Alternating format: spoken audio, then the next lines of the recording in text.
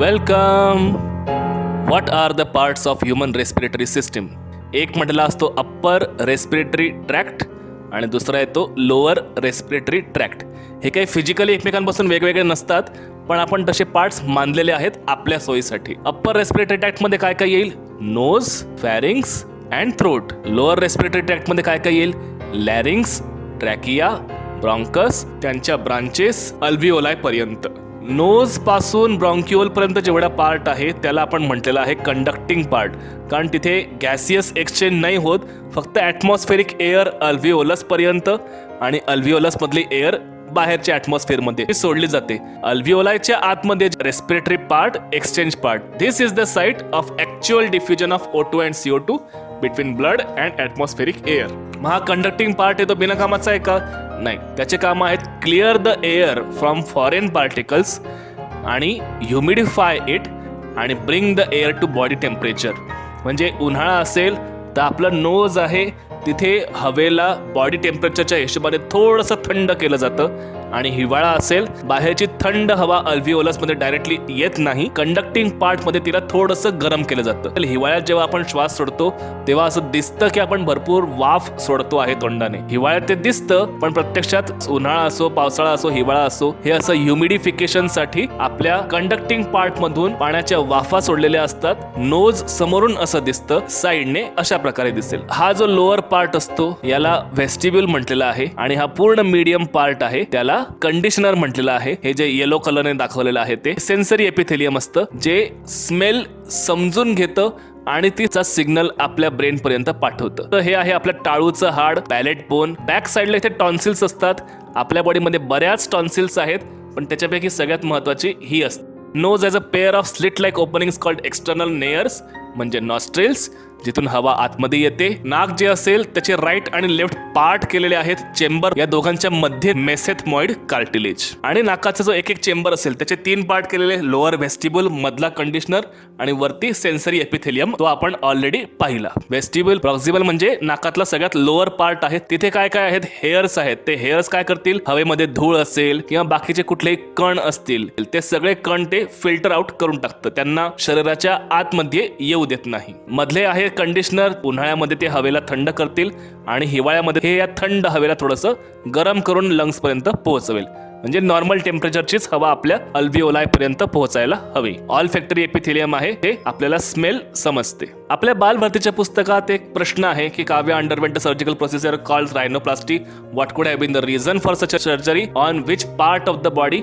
It is carried out? Rhinoplasty nasal reconstruction ही एक plastic surgery आहे, ज्याच्यामध्ये जे नाक ऑलरेडी आहे त्याला वेगळ्या प्रकारचा एक शेप दिला जातो. ही प्लास्टिक सर्जरी केव्हा करावी लागते? जेव्हा नाकाचा आकार बिघडलेला असतो. कशामुळे बिघडेल? मार लागल्यामुळे बिघडू शकतो, किंवा डेव्हिएटेड नझल सेप्टम, जे नाकातलं हाड वाढणं म्हणतात, ते ही प्रोसेस आहे. तुम्ही पेपरमध्ये जाहिराती वाचलेल्या असतील.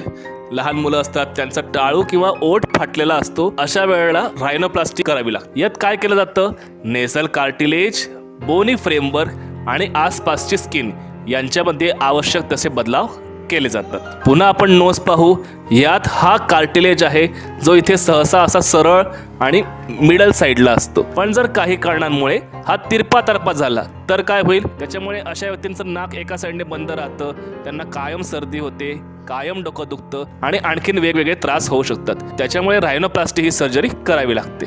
फॅरिंग्सचे 3 भाग पडतात: नॅसोफॅरिंग्स, ओरोफॅरिंग्स, लॅरिंगोफॅरिंग्स. त्यांच्यात फिजिकली काही कुठली बाउंड्री आपल्याला स्पष्टपणे दिसेलच असं नाहीये. पुढे तुम्ही MBBS ला या सगळ्या गोष्टींचा पुन्हा अभ्यास कराल, त्याची आधीपासून तयारी पाहिजे म्हणून हे सांगितलेलं आहे. नॅसोफॅरिंग्स बघा मी इथे लाल डॉटेड लाईन मध्ये दाखवतो आहे. मग आहे ओरोफॅरिंग्स, नाकातून हवा आतमध्ये येते. हा ओरोफॅरिंग्स, इथून हवा आणि पाणी एकत्र येतात, आणि हे जे इथे टच होत आहे तो आहे लॅरिंगोफॅरिंग्स. आता आपण लॅरिंग्स पाहू.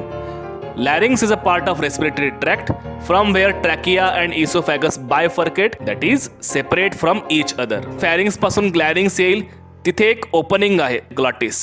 ग्लॉटिस वरती एक कव्हर आहे एपिग्लॉटिस. एपिग्लॉटिस काय करेल? Epiglottis prevents the entry of food और वॉटर इनटू ट्रॅकिया व्हाईल स्वॅलोइंग. लॅरिंग्स लॅरिंगोफॅरिंग्स जवळ सुरू होतो आणि ट्रॅकिया पर्यंत असतो. लॅरिंग्स हॉलो ट्युब्युलर स्ट्रक्चर आहे, आतमधून बऱ्यापैकी पोकळ आहे. व्होकल कॉर्ड्स म्हणजे काय ते आपण नंतर डिटेलमध्ये पाहणार आहोत. Voice is produced by passage of air between vocal cords and modulations created by tongue, teeth, lips and nasal cavity. Larynx मध्ये आवाज तयार होतो. पुढे आपण जीभ, दात, ओठ, गाल आणि नेझल कॅव्हिटी यांच्यामुळे त्या आवाजामध्ये थोडेफार मॉड्युलेशन्स चेंजेस करू शकतो. म्हणून लॅरिंग्सला शब्द येतो व्हॉइस बॉक्स. स्वॅलोइंग याविषयी एक ॲनिमेशन तयार केलेलं आहे, ते आपण पाहू. हा लॅरिंग्स आहे. जर तुम्ही गुगलवर बाकीचे व्हिडिओज वगैरे पाहिले, सगळे तुम्हाला सांगतील की हा फ्लॅप इथल्या इथेच कव्हर करून टाकतो या ग्लॉटिसला, पण प्रत्यक्षात तसं नाही होत. तुम्ही स्वतः तुमच्या गळ्याजवळ तुमचा हात द्या आणि हलकेसे दाबा आणि गिळण्याची ॲक्शन करा. काय फील होतं की आपल्या घशात काहीतरी आहे जे स्ट्रक्चर थोडंसं वरती सरकतं आणि मग पुन्हा खाली येतं. तशा पद्धतीने हा फ्लॅप स्वतःने क्लोज होणार. अन्नाचा घास आला, ग्लॉटिस वरती सरकला, त्याच्यामुळे एपिग्लॉटिसने ग्लॉटिसला बंद केलं आणि अन्नाचा घास जो होता तो इसोफॅगस मध्ये चालला गेला. त्याचा एक कण सुद्धा ट्रॅकियामध्ये आलेला नाही. ही नॉर्मल प्रोसेस आहे. यात काही गडबड झाली तर आपल्याला ठसका लागतो. तर ठसका लागतो म्हणजे काय होतं की पाण्याचा थेंब किंवा थोडंफार पाणी असेल, काही कारणांमुळे हा एपिग्लॉटिस व्यवस्थित बंद होत नाही. पाणी ट्रॅकियाच्या आतमध्ये चाललं जातं, म्हणून आपलं शरीर तात्काळ खोकला देतं. या खोकल्याला आपण म्हणतो ठसका. बालभारतीच्या पुस्तकात एक प्रश्न आहे चोकिंग बद्दल. आपण ऐकलेलं असतं की घास 32 वेळा चावायचा नंतरच गिळायचा. जर न चावता घास गिळायचा प्रयत्न केला आणि अन्नाचा एखादा तुकडा इथे अडकला तर मात्र हा एपिग्लॉटिस याला बंदही करू शकत नाही. हा अन्नाचा तुकडा इथे अडकलाय, त्याच्यामुळे हवा आतमध्ये यायला जागा शिल्लक राहत नाही. अशा व्यक्तीला असं वाटेल की कोणीतरी त्याचा गळा दाबता आहे, त्याला म्हटलेलं आहे चोकिंग. यावेळेला काय करायचं याचा फोटो मी माझ्या इंस्टाग्राम अकाउंटवरती शेअर केलेला आहे. जर तुम्हाला मी ज्या शब्दात समजावून सांगतो आहे ते शब्द, ती भाषा तुम्हाला सोपी वाटत असेल, point bye point step wise explanation केलेलं आहे असं वाटत असेल तर मला इंस्टाग्राम, फेसबुक, यूट्यूब या तिन्ही ठिकाणी फॉलो करा. प्रश्न आहे Shreyas choked while eating dinner. How can you help him? What is the immediate help that can be given to him? Normally, while swallowing, epiglottis closes entry to trachea. Nothing other than air can enter trachea. आपण बोलता बोलता पाणी पितोय किंवा पाणी पिता पिता श्वास घेतला गेला किंवा if due to any reason a small thing enters trachea, cough occurs. तो ठसका आहे, पण इंग्लिशमध्ये ठसकाला वेगळा शब्द नाहीये, म्हणून ते खोकला, कफ हाच शब्द बोलतात. तर ठसका लागतो पण श्वास चालू राहतो. चोकिंग म्हणजे काय? Breathing is obstructed. ग्लॉटिसमध्ये एखादी मोठी गोष्ट अटकली असेल, त्याच्यामुळे श्वास अटकेल. Such a person can not breathe, can not speak, आणि तो हे दाखवण्यासाठी त्याच्या गळा पकडेल की अरे असं काय झालं, माझ्या गळ्याच्या आसपास तर काही नाहीये, मग कोण माझा गळा दाबतं आहे. जर अशा व्यक्तीला योग्य वेळेत मदत मिळाली नाही तर अशा व्यक्तीची डेथ सुद्धा होऊ शकते. मग आपण काय करणार? आपण अशा व्यक्तीच्या मागे उभं राहायचं, त्याच्या चेस्टला हग करायचं, जोरात तिथे झटका द्यायचा. झटका दिल्यामुळे काय होईल, ग्लॉटिस मध्ये जो अन्नाचा तुकडा अडकलेला आहे तो ग्लॉटिस मधून बाहेर निघून येईल आणि अशा व्यक्तीचा जीव वाचेल. मग अशा व्यक्तीला तात्काळ एखाद्या डॉक्टरकडे घेऊन जायचं. डॉक्टरसाठी हा वेगळा शब्द येतो फिजिशियन, कारण चोकिंग झालेला आहे, नंतर त्याचा श्वास नॉर्मल झाला, पण तरी एखाद्या डॉक्टरकडे जाऊन चेकिंग करून आणलेलं ते जास्त योग्य असतं. टॉन्सिल्सचं काय काम आहे आणि आपल्या शरीरात टॉन्सिल्स किती? Tonsils are lymphoid organs involved in immunity. आपल्या शरीरामध्ये आहे adenoid tonsil at the back of nasopharynx, जी मी फोटोत दाखवलेली होती. Tubal tonsils at the roof of pharynx. Palatine tonsils at the side of oropharynx. हनुवटी आणि गळा या दोघांच्या मध्ये जो पोर्शन आहे तिथे हलके हलके हळूहळू दाबून पहा. तुम्हाला असं वाटेल तिथे दोन स्फिअर्स आहेत की काय, ते लिंग्वल टॉन्सिल्स आहेत. बाकीचे कुठले टॉन्सिल्स आपल्याला बाहेरून टच करता नाही येत. टॉन्सिल काय करतात, तर जे काय आपण श्वास घेतो आहे त्याच्यामध्ये बरेचसे बॅक्टेरिया, व्हायरस अशा गोष्टी येऊ शकतात, त्यांना म्हणतात पॅथोजन्स. त्या पॅथोजन पासून आपलं संरक्षण करण्यासाठी हे टॉन्सिल्स आहेत. त्याच्यामध्ये नक्की काय असतं, त्यांच्यामध्ये असतात मायक्रोफोल्ड एम सेल्स, जे बी सेल्स आणि टी सेल्सला ऍक्टिव्हेट करतील. हा सगळा पार्ट आपण ह्युमन हेल्थ चॅप्टर मध्ये डिटेल मध्ये पाहणार आहोत. ट्रॅकिया काय आहे? Windpipe. It connects pharynx to bronchi. हा कुठे असेल? नेक मध्ये, गळ्यामध्ये असेल, इसोफॅगसच्या समोर असेल आणि चेस्ट पर्यंत हा जाईल. त्याच्यामध्ये आहेत 16 to 20 C shaped rings of cartilage. They prevent collapse of trachea. असा असतो आपला नॉर्मल ट्रॅकिया. सर्दी झाली की आपलं नाक बंद होतं, नाकाने श्वास घेता येत नाही बऱ्याचदा आपल्याला, पण जर ट्रॅकियाच बंद होऊन गेला तर चालणार नाही ना. त्याच्यामुळे सर्दी जरी झाली तरी हा ट्रॅकिया बंद करायचा प्रयत्न केला आपल्या शरीराने तरी सुद्धा हे जे ह्याच्या आतलं हे कार्टिलेज आहे, हे कार्टिलेज ह्याला असं ताणून धरेल आणि या ट्रॅकियाला पूर्णपणे बंद होऊ देणार नाही. मग आता मनात विचार येईल, जर हे कार्टिलेज एवढं कामाचं आहे तर इथे पूर्ण रिंग का नाहीये? जेव्हा आपल्याला एक धावपळ करायची असेल किंवा कुठलंही हेवी वर्क येईल त्यासाठी आपल्या शरीरात जास्तीत जास्त ऑक्सिजन यायला जास्त जागा पाहिजे. कार्टिलेज अर्धवट आहे, त्याच्यामुळे हा अर्धा एरिया आहे वरचा जिथे ट्रॅकियाला एक्सपांड व्हायला बऱ्यापैकी जागा दिसते आहे. जर हे पूर्ण कार्टिलेजचं असतं तर इमर्जन्सी मध्ये आपल्याला प्रॉपरली जोर जोरात श्वास घेता आला नसता. त्याच्यामुळे कार्टिलेजची रिंग अर्धवट पाहिजे. ट्रॅकियामध्ये सिलिएटेड एपिथेलियम आहे. आपल्या ट्रॅकियामध्ये बाहेरून धूळ वगैरे येत असते, त्याला ट्रॅप करण्यासाठी काही म्युकस ग्लँड्स असतील आणि झाडू मारण्यासाठी हे सिलिएटेड एपिथेलियम असेल. तर हा आपला ट्रॅकिया झूम करून पाहू. हे सिलिया कंटिन्युअसली झाडू मारत राहतील आणि आपल्या ट्रॅकियाला स्वच्छ ठेवतील. ट्रॅकियाचे पुढे 2 पार्ट पडतात कारण आपल्या शरीरात 2 लंग्स आहेत. इंग्लिशमध्ये शब्द आहे ब्रांच, त्याचा लॅटिन शब्द आहे ब्रॉन्कस. ब्रॉन्कस म्हणजे काय? Bronchi connect trachea to alveoli. 5व्या थोरॅसिक व्हर्टेब्रे म्हणजे मानेच्या पाठीमागे आपल्याला एक मोठं हाड लागतं बघा, तो आपल्या मानेतला शेवटचा मणका आहे. त्याच्या खाली 1 2 3 4 5 असं मोजलं तर जी 5वी थोरॅसिक व्हर्टेब्रेची लेवल असेल त्या लेवलला ट्रॅकियाचे राईट आणि लेफ्ट असे ब्रांचेस होतात, त्याला म्हणतात प्रायमरी ब्रॉन्कस. या ब्रॉन्कस मध्ये सुद्धा ट्रॅकिया सारखंच सी शेप इनकम्प्लीट रिंग्स आहेत. प्रायमरी ब्रॉन्कस त्याच्या भरपूर ब्रांचेस होतात, त्याला म्हणायचं सेकंडरी ब्रॉन्काय. सेकंडरी ब्रॉन्कसच्या सुद्धा भरपूर ब्रांचेस होतात, त्याला म्हणायचं टर्शरी ब्रॉन्काय. टर्शरी ब्रॉन्कायच्या सुद्धा ब्रांचेस होतात, त्याला म्हणायचं टर्मिनल ब्रॉन्क्युल्स.